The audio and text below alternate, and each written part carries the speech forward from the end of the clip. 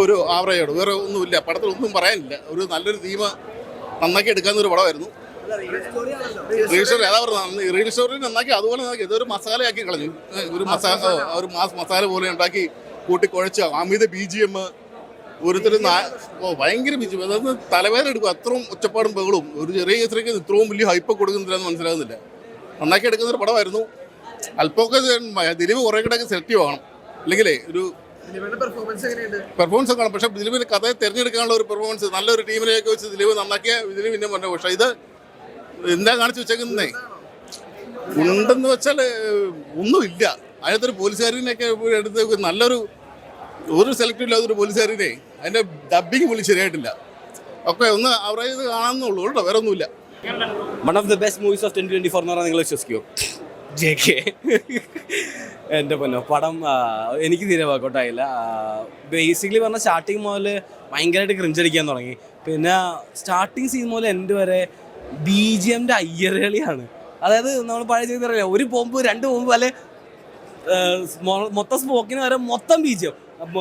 എന്താ പറയുക, പോലീസുകാരുടെ വണ്ടി ഇങ്ങനെ പോകുന്നു, BGM അടുത്ത BGMത്തിൻ്റെ അയ്യറളി. പിന്നെ ഡബ്ബിങ്, അതൊരു പോലീസുകാരുടെ ഉണ്ട്, അവരുടെ ഡബ്ബിങ് തീരെ ശരിയായില്ല. ആൻഡ് ആക്ടിങ്ങും ആറ്റിറ്റ്യൂഡും എല്ലാം ഭയങ്കര കുറവായിരുന്നു. ദിലീപിൻ്റെ സീൻസ് കുഴപ്പമുണ്ടായില്ല, പഴയ കാലഘട്ടം കാണിച്ച കുഴപ്പമില്ല. പക്ഷേ നമുക്കൊരു നമ്മൾ ഈ കാലത്തിൽ ക്രിഞ്ച് എന്ന് പറയില്ലേ, മൊത്തം സീൻസ് അങ്ങനെ ക്രിഞ്ചായിട്ട് ഫീൽ ചെയ്തു. ഇൻ്റർവെല്ലിൽ നടക്കണ ഒരു 10-20 മിനിറ്റ് തങ്കമണി നടക്കുന്ന യഥാർത്ഥ സംഭവം അത് അത്യാവശ്യം നന്നായി കാണിച്ചിട്ടുണ്ട്. പിന്നെ സെക്കൻഡ് ഹാഫിൽ ദിലീപിൻ്റെ ആക്ഷൻസും 2 എണ്ണം കൊള്ളാം, ക്യാമറ വർക്ക്സും ഒക്കെ കൊള്ളാം. പക്ഷേ മൊത്തത്തിൽ നോക്കുവാണെങ്കിൽ തീരെ പോരാ. ഭയങ്കര അതിലേക്ക് ഒരു മറ്റൊരു ബാന്ദ്രാന്ന് വേണമെങ്കിൽ പറയാം. ദുരന്തമായി പോയി പടം. അങ്ങനെ ഞാൻ ലൈക്ക് ഒരുപാട് എഫേർട്സ് ഇട്ടാണ് ഒരു സിനിമ ഉണ്ടാക്കണം. പക്ഷേ ലൈക്ക് പറ്റുന്നില്ല പറയാൻ. ലൈക്ക് പടം പോട്ടെ, എനിക്ക് തീരെ വർക്കൗട്ടായില്ല. അത്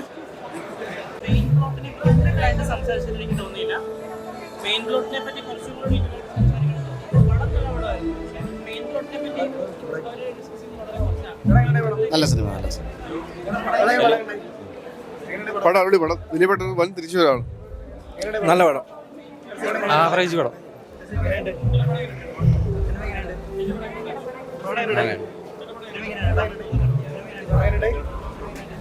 നന്നായിട്ടുണ്ട്, നല്ല പടം.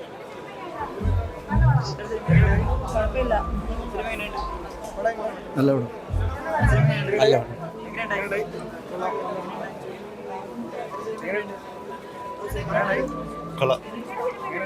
നല്ല പടം, average. Based on true events ആണ് ഈ മൂവി.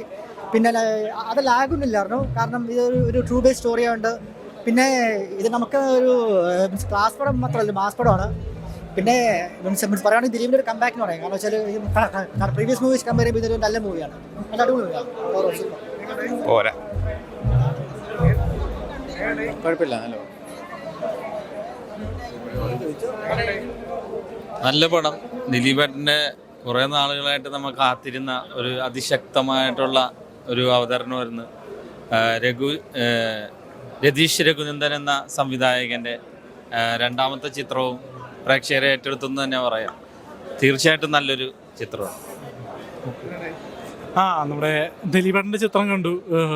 നമ്മുടെ തങ്കമണി ഒരു നാടിൻ്റെ വേദനയും ദുരിതവും അനുഭവിച്ചൊരു കഥ പറഞ്ഞു പോകുന്ന സിനിമയാണ്. 1986 അതേ കഥ ആസ്പദമാക്കിയ ജനപ്രിയ നായകൻ്റെ ഒരു ഇതിഹാസ അഭിനയത്തിൻ്റെ മേക്കിംഗ് ആണ്.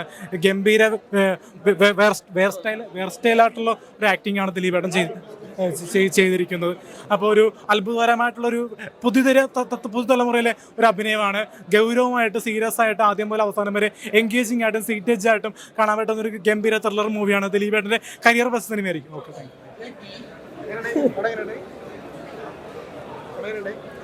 സഹിക്കാൻ പറ്റില്ല. പടം കൊള്ളാം.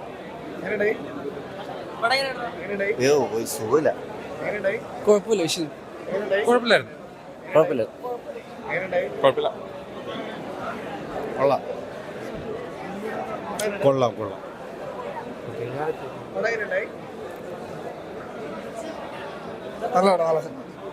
കൊള്ളത്തില്ല കേട്ടോ.